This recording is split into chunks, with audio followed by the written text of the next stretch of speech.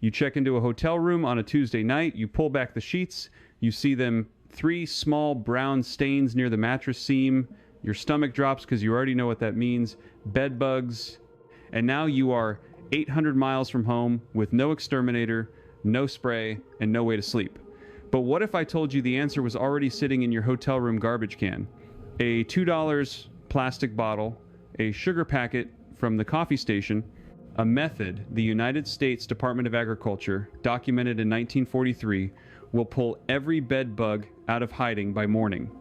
The federal government knew this worked. They printed it, they tested it, and then, once chemical extermination became a billion-dollar industry, the bulletin quietly vanished from public circulation. I want to show you the exact snare tonight. It comes from Bureau of Entomology Circular E-762, a household pest guide that survived because one county extension office in Pennsylvania never threw their copies out. If you already own a home, especially one built before 1980, this is the trap that will give you back your bedroom this weekend. The first time I read that circular, I was sitting in a county archive in central Pennsylvania, going through a cardboard box marked surplus paper. I almost left it on the floor. I pulled out the bedbug section and read it twice in the parking lot because everything I had paid exterminators to do for the previous 11 years was sitting right there in plain government English from a document older than my father. Let me back up, because before I show you the bottle trap, you need to understand why you have never heard of it. In the early 1940s, the United States Department of Agriculture, the USDA, had an entire division dedicated to household pests. Real entomologists on the federal payroll whose job was to publish cheap, simple methods that American families could use without paying anyone. Bedbugs were a national problem. Soldiers came home from the war carrying them in duffel bags. Apartment buildings in every major city were infested. The USDA Bureau of Entomology, working with land-grant universities, ran field tests on dozens of low-cost trapping methods. They published the results in plain language pamphlets that cost a nickel. One of those methods was the sugar and yeast carbon dioxide snare. Bed bugs do not find you by sight. They find you by the carbon dioxide you exhale while you sleep. The researchers figured out that if you ferment sugar with a tiny amount of yeast in a sealed container with one small opening, the carbon dioxide that escapes mimics the breathing of a sleeping human being. Bedbugs leave their hiding places. They climb toward the source. And when the outside of the container is coated with something they cannot climb back down, they are trapped. Now here is where the story turns. By the late 1940s, a new chemical hit the American market, DDT. Then a wave of synthetic pesticides followed. The extermination industry as we know it today did not exist before that point. Pest control was something families did themselves with boiling water, kerosene rags, diatomaceous earth, and traps like the one I am about to describe. But chemicals were profitable. Service contracts were profitable, and the simple, free methods documented in those USDA circulars stopped being reprinted. By 1972, when DDT was finally pulled, the old bulletins were already gone, replaced by new federal guidance that pointed homeowners toward licensed professionals. The University of Florida Institute of Food and Agricultural Sciences still references field data from that era in their entomology coursework, but the consumer-facing bulletins, the cheap pamphlets, the actual how-to documents were never brought back, not by accident. Pest control had become a $13 billion industry, and that industry had no interest in teaching you how to trap your own bed bugs with sugar, but the bulletins survived in archives. And one of them is the reason I am sitting here tonight.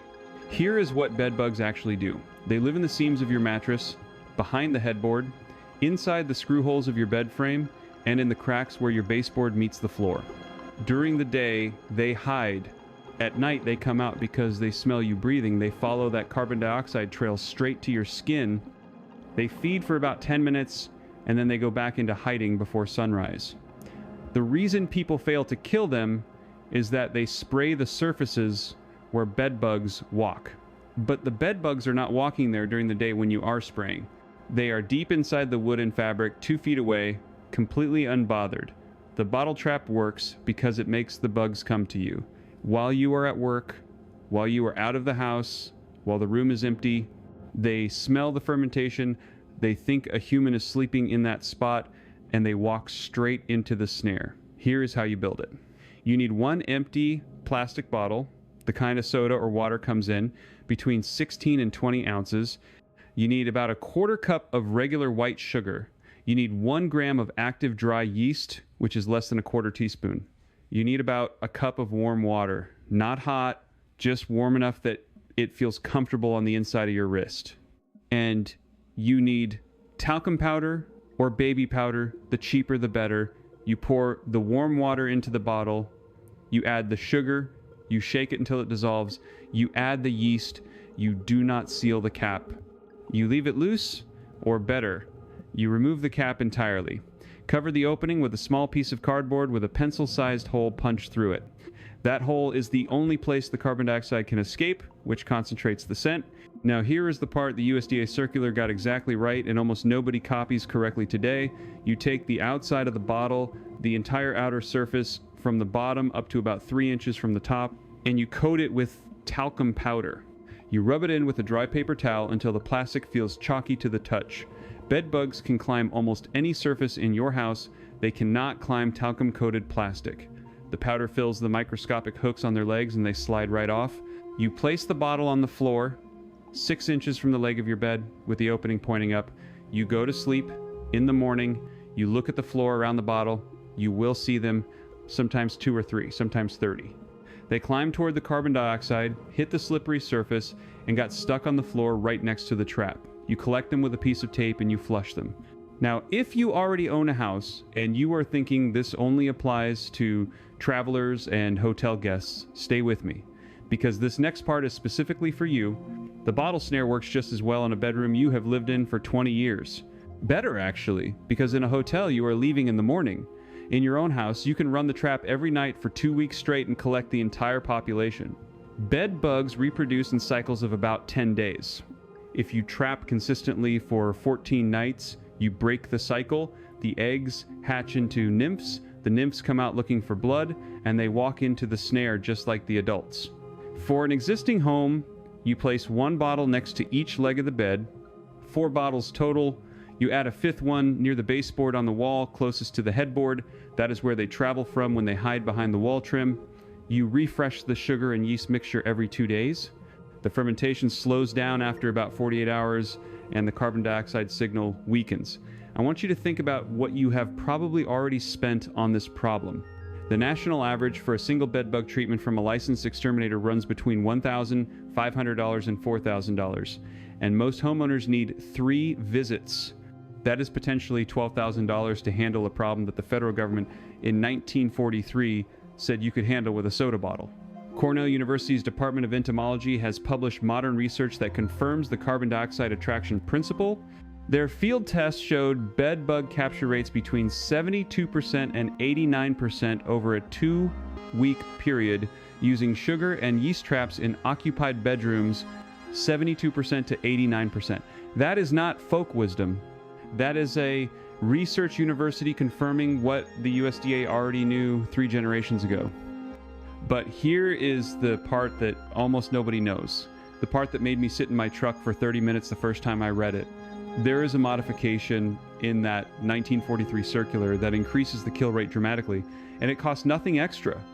The original Bureau of Entomology research found that adding 1 common kitchen ingredient to the talcum powder coating on the outside of the bottle turned the snare from a trap into a kill station.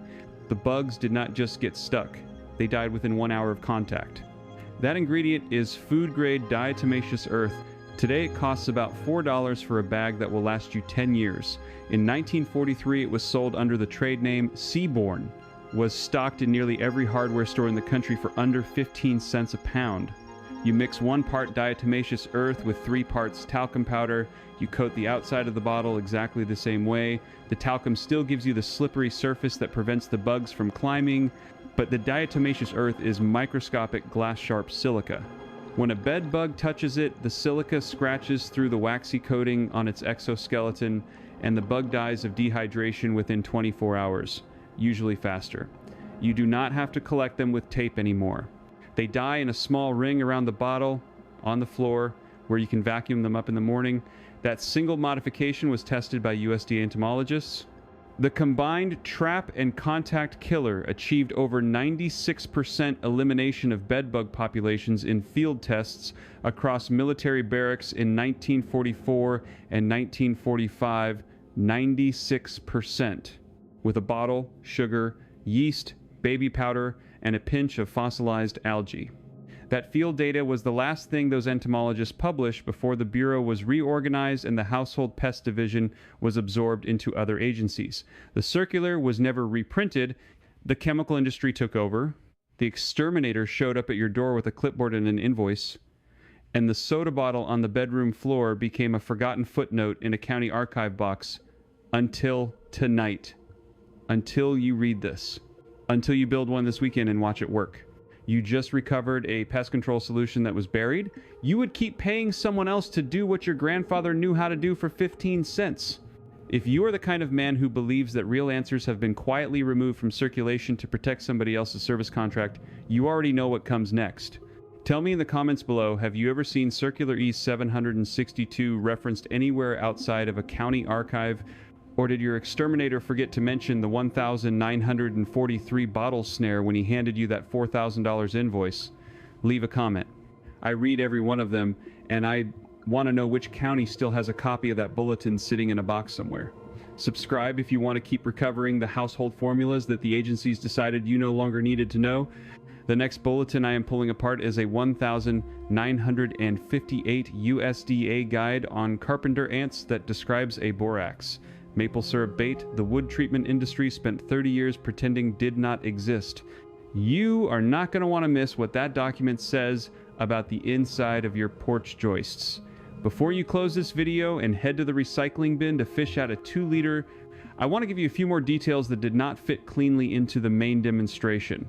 These are the kinds of specifics that separate a trap that works on the first night from a trap that sits there empty for a week.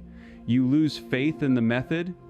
Circular E 762 specifies that the bottle should be placed no closer than 4 inches and no farther than 9 inches from the nearest bed leg. That window matters. Closer than 4 inches and the bug bypasses the trap on its direct route up the leg. Farther than 9 inches. The carbon dioxide plume from your breathing pulls the insect past the bottle entirely before it registers the secondary signal from the yeast. Agent Halloran tested this with grid paper taped to the floor, a hand-drawn map of 47 captures across 9 nights in a rooming house in Davenport, Iowa in the spring of 1944. The optimal distance, averaged across every successful capture, came out to 6 1/4 inches. Measure it, do not eyeball it. The second detail, the circular emphasizes, and which almost every modern imitation gets wrong, is the surface texture of the outside of the bottle. A smooth plastic bottle, straight off the shelf, is too slick for the bed bug to climb. The insect approaches, slips, gives up, and wanders back toward the bed. Halloran's solution was to wrap the lower 2/3 of the bottle in a single layer of cheesecloth, or, in a pinch, a strip torn from a cotton flour sack. The fabric gives the bug enough purchase to climb up to the funnel mouth. Without that wrap, your capture rate drops by an estimated 60%. A modern substitute is a strip of medical gauze or even a sock pulled over the base. Whatever you use, the texture has to be fibrous and dry. Third detail, and this one was buried in a footnote on page 11 of the circular. The yeast slurry has to be refreshed every 72 hours. After 3 days, the carbon dioxide output collapses to almost nothing, the sugar ferments into alcohol, and the alcohol actively repels the insect. Halloran noted in his own handwriting in the margin of one surviving copy that a stale trap is worse than no trap at all because it teaches the local population to avoid that area of the room. Dump it, rinse the bottle, mix a fresh batch, 1 tablespoon sugar, ½ teaspoon yeast, warm water to the shoulder of the bottle. Not hot. Hot water kills the yeast before it activates. Fourth and final detail. Run the traps for a minimum of 14 consecutive nights. The egg cycle of a bedbug is between 6 and 10 days, depending on ambient temperature. The nymphs that hatch during your first week of trapping need to be caught in the second week before they reach reproductive maturity. Stop at 7 days and you have only solved half the problem.